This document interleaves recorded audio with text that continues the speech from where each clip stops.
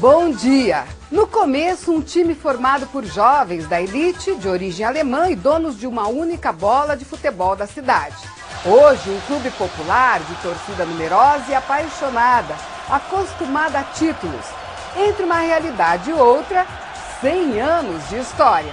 Em 12 de outubro de 1909, era criado o Coritiba Futebol Clube. Fechava-se a primeira década do século passado e com ela se abria o ciclo do futebol no Paraná.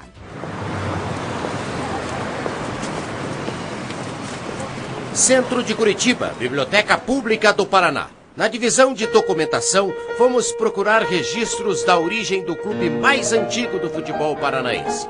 Mas a fundação do Curitiba não foi notícia nos jornais daquele 12 de outubro de 1909. Só 11 dias depois, uma pequena nota falava de uma partida contra o Ponta Grossense, o primeiro jogo de uma história que foi sendo resgatada ao longo das décadas.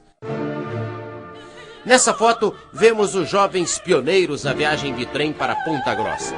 A escalação poderia ser de um time genuinamente alemão. Auer, Labsch, Dietrich, Iversen, Juchsch, Obladen, Kastrup, Maski, Schlenker e Essenfelder. Fritz foi o primeiro capitão de um time que teve como primeiro presidente João Viana Sailer. A torcida do Curitiba deve o Curitiba hoje a esse homem que foi João Viana Sailer. Ele aglutinou a colônia germânica aqui de Curitiba, eram todos esportistas, gostavam muito de esporte. Eu tenho um orgulho imenso de ser coxa branca e de saber que meu avô tem um pedacinho de mérito nisso aí. A foto no centro da sala é antiga, o momento é atual. A neta e 3 bisnetos do primeiro presidente do Curitiba relembram com orgulho do patriarca da família Sailer.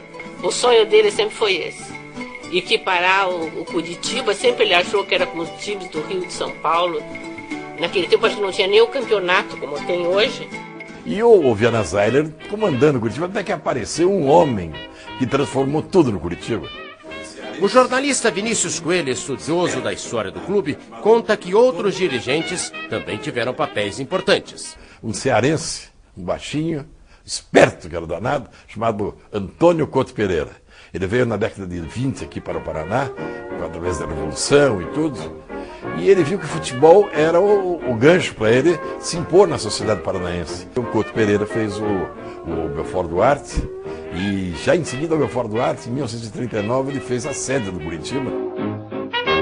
E foi esse crescimento tremendo que culminou na década de 70 com o Evangelino, conquistando aí 33 títulos.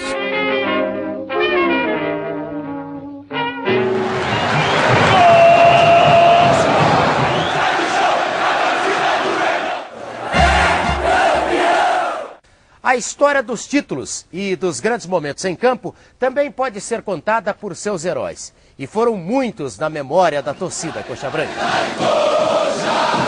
Ídolos como o zagueiro Fedato, um dos melhores do Brasil nos anos 50. De um jeito bem humorado, ele conta a origem do apelido, hoje carinhosamente adotado pela torcida, mas que começou como provocação dos adversários. O João Cabral Silva, que era o presidente do Atlético, e era, na época não era presidente ainda, mas era um dos maiores atleticanos que existiram na face da terra. Ele ia no alambrado, que não era alambrado, era uma cerquinha abaixo, e ele ficava, filho alemão, filho disso, alemão, filho daqui. Coxa branca, pegou.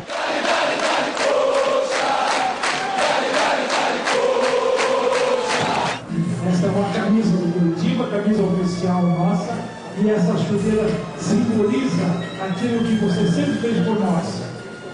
Não esqueceremos jamais. Obrigado. Você merece.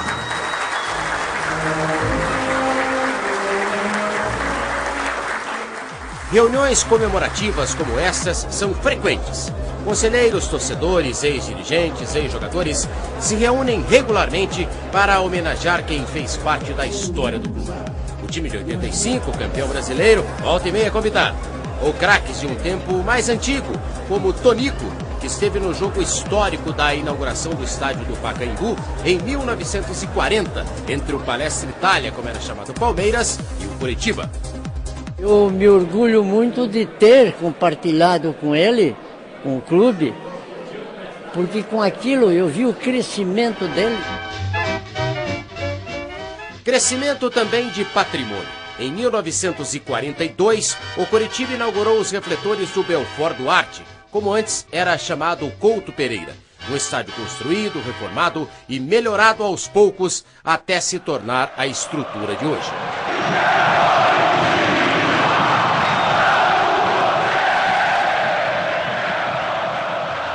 Também chamado de Alto da Glória, o campo do Coritiba é motivo de orgulho para quem nele jogou e que vive intensamente o dia a dia do clube nos últimos 43 anos.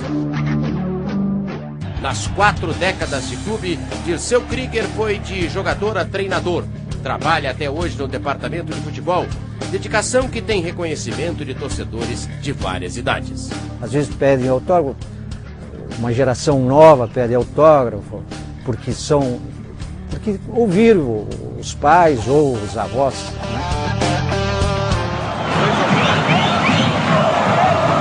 Um grande clube e um grande rival. Os jogos contra o Atlético, os clássicos atletibas, entraram para a história com um sabor especial em qualquer época. É uma alegria maior.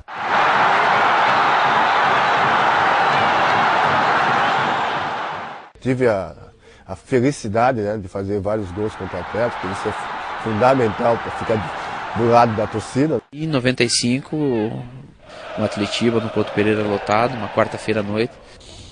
A cidade toda esperando por aquele jogo. Alex e Pachequinho foram ídolos dos anos 90. Com talento de sobra, foram decisivos na volta à primeira divisão do Campeonato Brasileiro em 1995. Martírio, né? Durante quase 5, 6 anos aí lutando para voltar à primeira divisão. Foi um jogo espetacular, fantástico, onde eu tenho só boas recordações. Alex jogou apenas 2 anos. O suficiente para ser identificado como um dos melhores jogadores já revelados pelo Coritiba em todos os tempos. Mas o craque não se considera ídolo. Não me considero ídolo. Acho que ídolo no Coritiba, o pessoal da década de 70, né? É o pessoal que ganhou o Campeonato Brasileiro em 85. Na minha época, quando eu comecei a chegar no Couto Pereira, tinha o Tostão. Esse realmente me impressionou, né? Tostão, o ídolo de Alex, é professor numa escolinha que tem parceria com o Coritiba. O camisa 10, de muita habilidade e artilheiro, jogou numa equipe de respeito. Um dos melhores times que eu já joguei, né? Eu joguei com o Carlos Alberto Dias, Osvaldo, Chicão, o Marildo, jogadores de alto nível que deram condição para mim.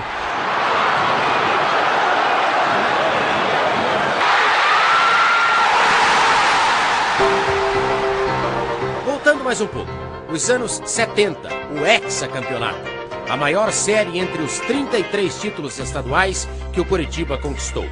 Eram os tempos de Zé Roberto, o atacante conhecido e sendo notícia tanto pelos gols e grandes jogadas, como pelas noitadas e farras. Foi nesse período que o clube revelou Dirceu, o Dirceuzinho, que depois brilhou no Vasco e na seleção.